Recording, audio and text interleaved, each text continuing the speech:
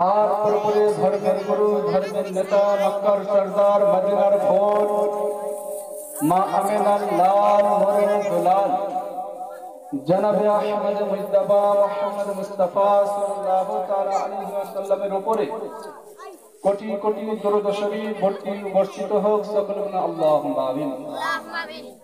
মুআজ্জাজ সামিনে কিরাম, আমি কোরআন থেকে একখানা পুরা আয়াতের একটি টুকরা তেলাওয়াত করেছি। আমার আল্লাহ তাবারক ওয়া তাআলা পবিত্র কোরআন মাজিদের মধ্যে ঘোষণা করেন, লা তাহজান ইন্নাল্লাহা মা'ানা, অর্থাৎ তোমরা ভয় করিও না, নিশ্চয় তোমাদের সাথে আল্লাহ রয়েছে।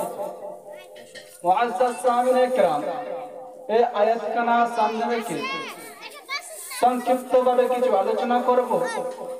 আল্লাহর কাছে দোয়া, হে আল্লাহ, আজকে এই নবীর মাহফিলে দাঁড়িয়ে যা কিছু বলবো এবং যা কিছু শুনবো যেন ঠিক ঠিক বলতে পারি এবং সেগুলোর উপরে আমল করতে পারি। বলেন আমিন।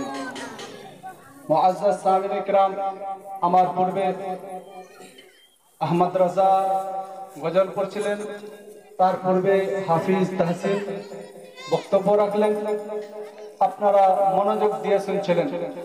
আপনাদেরকে দেখে এইরকম মনে হচ্ছিল যে আপনারা রাসূলের সচ্চা এবং পাক্কা দিওয়ানা বসে রয়েছেন। যারা বলেন সুবহানাল্লাহ। মুআজ্জাজ সামিনে কিরাম,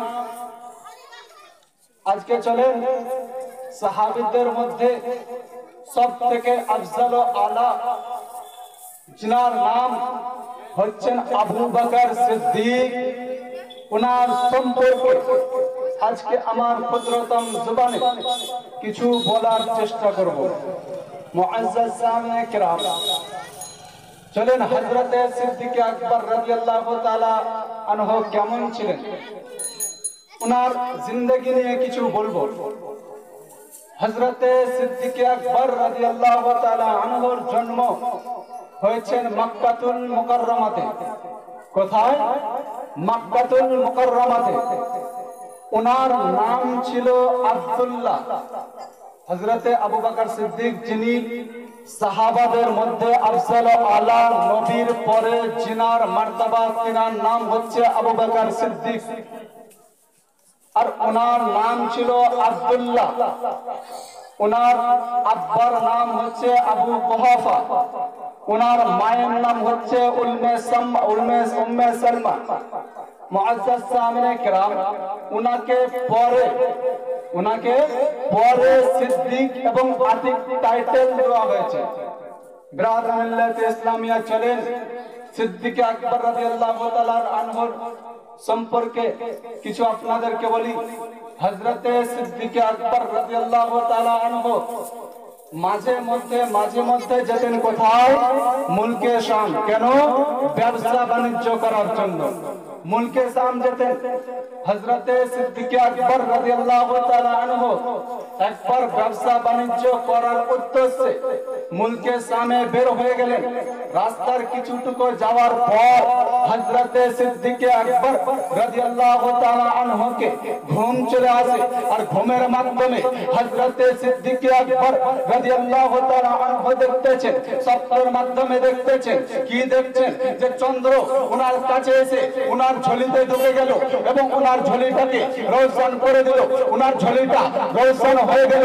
আল্লাহু আকবার, আল্লাহু আকবার। হযরতে সিদ্দিক আকবর রাদিয়াল্লাহু তাআলা আনহু যখন এই স্বপ্নটা ভেঙে গেল, ঘুমটা ভেঙে গেল, হযরতে সিদ্দিক আকবর রাদিয়াল্লাহু তাআলা আনহু মনে মনে ভাবতে আছেন, কি হতে পারে এই স্বপ্ন যে আমি দেখলাম, এই স্বপ্নের উদ্দেশ্য কি হতে পারে?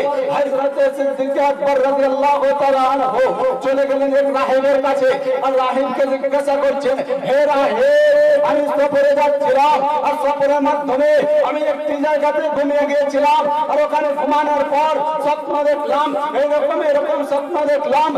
হযরত আবু বকর সিদ্দিক রাদিয়াল্লাহু তাআলা আনহু নিজের কথাকে খুলে বললেন, রাহিব বলছেন, হে আবু বকর সিদ্দিক, তোমাকে মোবারকবাদ জানাই। হে আবু বকর সিদ্দিক, তোমাকে খুশির সংবাদ দিই।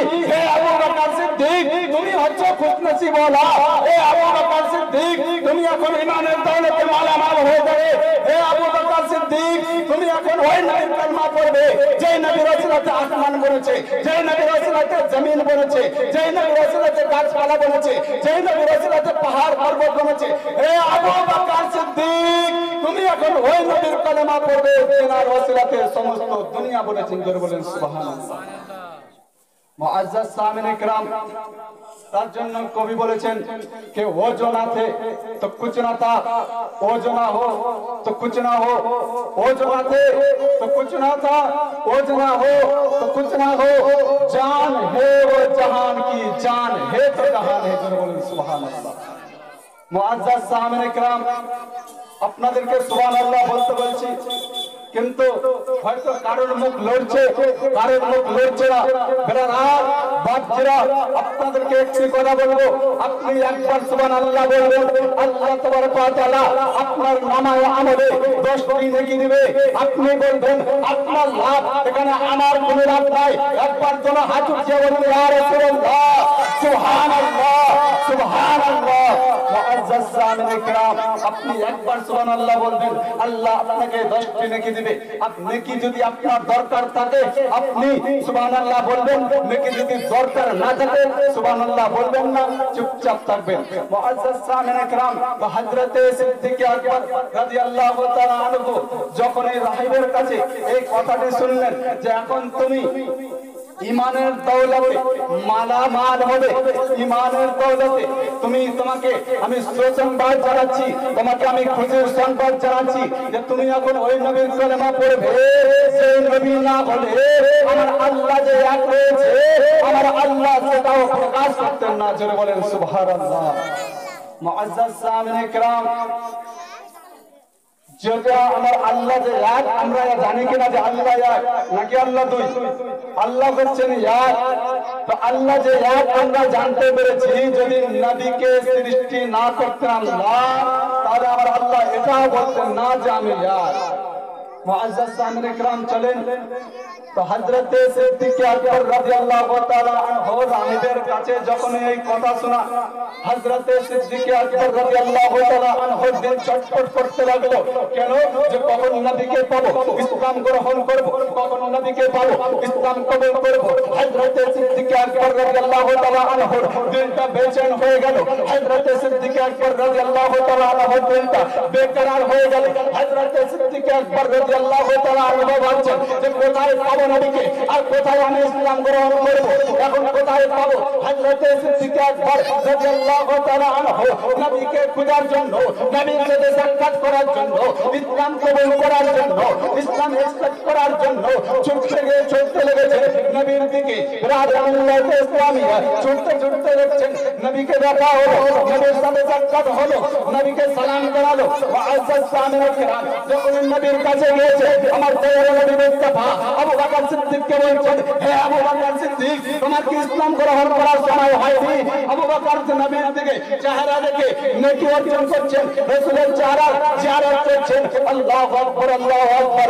নবী বলছেন, হে আবু বকর, তুমি পড়ো কালেমা শাহাদাত, আশহাদু আল্লা ইলাহা ইল্লাল্লাহু ওয়া আশহাদু আন্না মুহাম্মাদান আবদুহু ওয়া রাসূলুহু। আল্লাহ ছাড়া কোনো মাবুদ নাই, আমি সাক্ষী দিচ্ছি আল্লাহ ছাড়া কোনো মাবুদ নাই, এবং আমি সাক্ষী দিচ্ছি যে মুহাম্মদ হচ্ছে আল্লাহর বান্দা এবং আল্লাহর রাসূল। বলেন সুবহানাল্লাহ। মুআজ্জাজ সাহাবায়ে ইকরাম, হযরত সিদ্দিক আকবর রাদিয়াল্লাহু তাআলা আনহু ওই কলমা পড়ে মুসলমান হয়ে গেলেন। হযরত সিদ্দিক আকবর রাদিয়াল্লাহু তাআলা আনহুর যদি সম্পর্কে বলতে যাই, রাতের পর রাত শেষ হয়ে যাবে, দিনের পর দিন শেষ হয়ে যাবে, কিন্তু হযরত সিদ্দিক আকবর রাদিয়াল্লাহু তাআলা আনহু আমাদের জুবান দ্বারা মনে হয় আমরা ওনার তারিফ করে শেষ করতে পারবো না।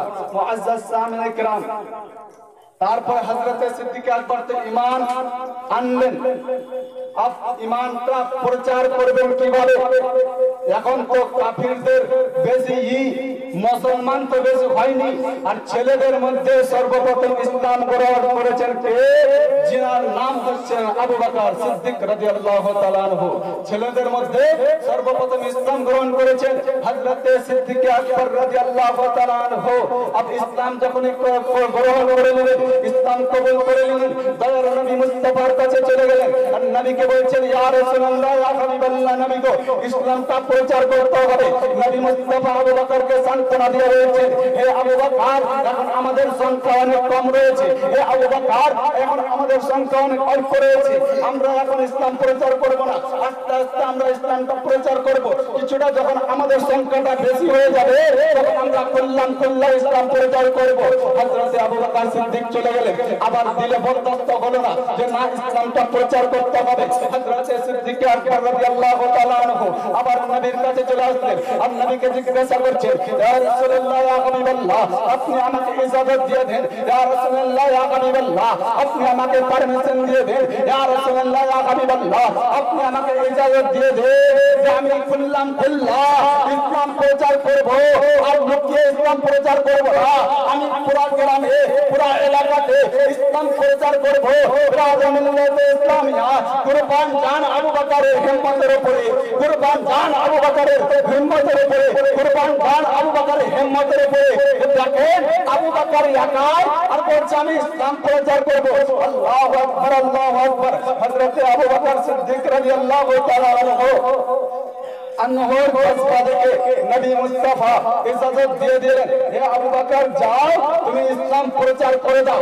যেমনই ইজাজত পাওয়া, যেমনই ইজাজত পাওয়া, হযরত সিদ্দিক আকবর রাদিয়াল্লাহু তাআলা আনহু চলে গেলেন মসজিদে হারামে। আর মসজিদে হারামে খুব সৌন্দর্যভাবে বক্তব্য রাখলেন, আর বক্তব্য রাখার পরে ইসলামের নিমন্ত্রণ করে দিলেন, ইসলামের দাওয়াত দিয়ে দিলেন। আল্লাহু আকবার, আল্লাহু আকবার। তারপরে দেখছেন যে সবাই তো ওখানে কেউ মুসলমান নাই। হযরত আবু বকর সিদ্দিক যখন ইসলামের দাওয়াত দিয়ে দিলেন, তারপরে হযরত আবু বকর সিদ্দিক রাদিয়াল্লাহু তাআলা আনহুকে এমন মার দিলেন, এমন মার দিলেন, হযরত সিদ্দিক আকবর বেহুশ হয়ে গেল। আল্লাহু আকবার, আল্লাহু আকবার। তারপরে যখন বেহুশ হয়ে গেল, হযরত সিদ্দিক আকবর রাদিয়াল্লাহু তাআলা আনহু সবাই মেরে হযরত সিদ্দিক আকবর রাদিয়াল্লাহু তাআলা আনহুকে বেহুশ করে দিলেন। সবাই ওখান থেকে চলে গেল, কিন্তু নিজের আত্মীয় স্বজনেরা ছিল।